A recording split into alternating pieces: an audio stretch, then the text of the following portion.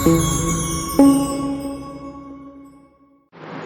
भारतीय संविधान में शामिल एकात्मक शासन व्यवस्था को बताइए। तो एकात्मक शासन व्यवस्था समझना है, देखो क्या बोला गया। कह रहे कि इसके अंदर केंद्र जो है, केंद्र बड़ा ही शक्तिशाली है। शक्तिशाली कौन होगा? केंद्र, जिसको कुछ इस प्रकार की शक्ति दी गई है कि यह संघ सूची के आधार पर कानून बनाएगा। ये राज्य सूची के आधार पे कानून नहीं बनाएगा। लेकिन यहां पे समझना जरा, यहां पे राज्य बनाएगा, यहां पे केंद्र बनाएगा। लेकिन यहां पे अभी क्योंकि केंद्र शक्तिशाली है तो यहां पे इसके बारे में समझना। क्या बोला गया? संघ सूची के आधार पर केंद्र कानून बनाते हैं, इसके साथ साथ ये समवर्ती सूची पर भी कानून बनाते हैं। लेकिन जब कभी किसी समय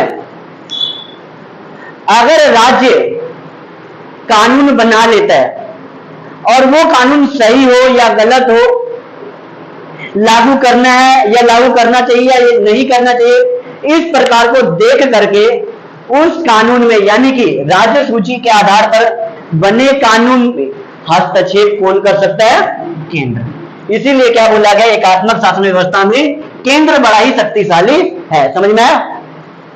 हस्तक्षेप कर सकता है और कई बार कानून बनाने में मदद भी करता है।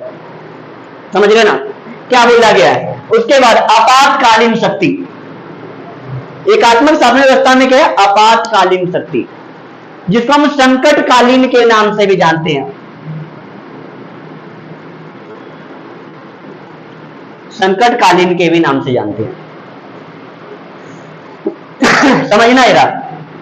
इस आपातकालीन शक्ति या तो आपातकालीन शक्तियों में अगर बात करें, इसका प्रयोग कैसे किया जाता है? देखो, एकात्मक शासन व्यवस्था में इसका प्रयोग प्रधानमंत्री अपने मंत्रिमंडल की सलाह पर, जो भी उसके मंत्रिमंडल में शामिल होगा, उस मंत्रिमंडल के सलाह पर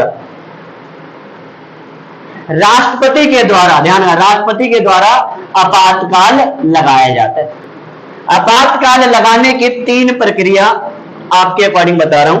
वो है अनुच्छेद 352, अनुच्छेद 356 और अनुच्छेद 360। अनुच्छेद 352, 356 और 360 आपके अकॉर्डिंग ध्यान रखना। सबसे अहम, कभी भी समस्या आता है तो 352, कभी समस्या आ गया तो 356 और कभी समस्या आ गया 360। यानी देखा जाए तो इन तीनों के माध्यम से क्या लगाया जाता है? आपातकाल। जब कभी बाहरी आक्रमण होता है, बाहरी समस्याएं, बाहरी का मतलब इंडिया के ऊपर पाकिस्तान का हमला हो गया, इंडिया के ऊपर चाइना का हमला हो गया, बाहर के देशों का समस्याएं अपने देश के ऊपर बाहरी आक्रमण है, तब ये लगाया जाता है। अंदरूनी समस्या, अंदरूनी का मतलब मान लो कि एग्जांपल के लिए एक राज्य दूसरे राज्य में लड़ाई झगड़े हुए देश के अंदर ही तो हो रहा है। यूपी की लड़ाई बिहार से हो गया, बिहार की लड़ाई यूपी से हो गया, दिल्ली की लड़ाई हरियाणा से हो गया। तब इस समस्या में जब अंदरूनी समस्याएं उत्पन्न हो जाता है, उस समस्या में क्या लगा? 356। जब कभी पैसों को लेकर के समस्याएं आती है, तब क्या लगाया जाता है? इसे कहते हैं वित्तीय संकट। वित्तीय का मतलब पैसों को लेकर के जब कभी संकट आता है, तब इसको लगाया जाता है। फिर क्या बोला गया है? कह रहे कि अब यह समझना, एकात्मक शासन व्यवस्था में तीसरा पॉइंट क्या कह रहा है? कह रहे कि एकल नागरिकता। नागरिकता क्या है? एकल। देखो यह क्या बोला है? राज्य के आधार पर नागरिकता नहीं मिलता। आप अगर बात करें, आपका जो आधार कार्ड है उसके अंदर देखना भारत सरकार लिखा होगा। पहचान पत्र है जो वोटर आई कार्ड कहते हैं, भारत सरकार लिखा होगा। लिखा हुआ है कि दिल्ली सरकार लिखा हुआ है, राजस्थान सरकार, हरियाणा सरकार। हरियाणा में बनेगा, यूपी में बनेगा, दिल्ली में बनेगा, लेकिन सरकार किसकी होगी? भारत की। क्या कह रहा है? कह रहे कि राज्य के आधार पर नागरिकता नहीं। हमारे भारत में ऐसा नहीं है कि राज्य रूपी नागरिकता मिलेगा, बल्कि देश के आधार पर देश रूपी नागरिकता मिलेगा। इसीलिए क्या बोला गया? हमारे भारत के अंदर एकल नागरिकता की प्रक्रिया अपनाया गया, और ये एकात्मक शासन व्यवस्था नहीं है। समझ गए। फिर क्या बोलेगा, तीसरा पॉइंट, इसके अंदर राज्यपाल की नियुक्ति किया जाता है। किसका? राज्यपाल। ये राज्यपाल होता कौन है? राज्य का मुखिया, ध्यान रखना, राज्य का मुखिया। इसकी नियुक्ति राष्ट्रपति के द्वारा होता है, ध्यान रखना। किसके द्वारा? राष्ट्रपति, ध्यान रखना। यहां पे मैं लिखता हूं दोबारा,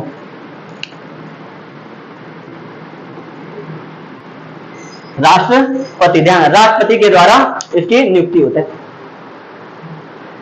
अब यहां पे जो राष्ट्रपति के द्वारा इसकी नियुक्ति होगा, जब मैं राष्ट्रपति के द्वारा जो इसकी नियुक्ति होगा, तो ये क्या करता है, राज्य का मुखिया होने के नाते राज्य का देखरेख, राज्य के अंदर जो भी व्यवस्थाएं वो बना करके रखता है।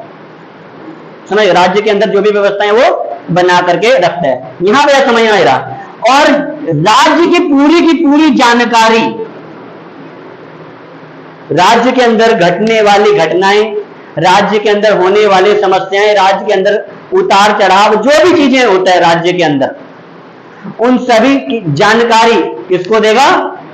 केंद्र को देता है। एक तरह से अगर हम बात करें तो केंद्र के एजेंट के रूप में ये काम करता है। लेकिन राज्य का मुखिया होता है, ध्यान रखना, कौन? राज्यपाल। और देश का मुखिया कौन? राष्ट्रपति। राज्य का मुखिया राज्यपाल, ध्यान रखना, राज्य का मुखिया राज्यपाल और देश का मुखिया